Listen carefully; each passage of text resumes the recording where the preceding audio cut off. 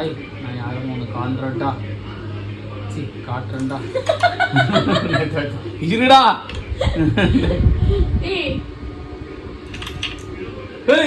இங்க போறோம் வச்சுட்டான்டா உன்னாலதான்டா வந்துச்சு எல்லாம் எப்படி அடிச்ச தெரியுமா எனக்கு வலிக்குது பாப்பா எதுக்கு அடிச்ச எனக்கு எப்படி வலிக்குது முடியலடா எப்படி வலிக்குது எப்படி அடிக்கலாம் அவன் ஜெயிச்சா நான் என்னடா பண்ணுவேன் உன்னையால விளையாட சொன்னது ஆமா அது கூட நாயே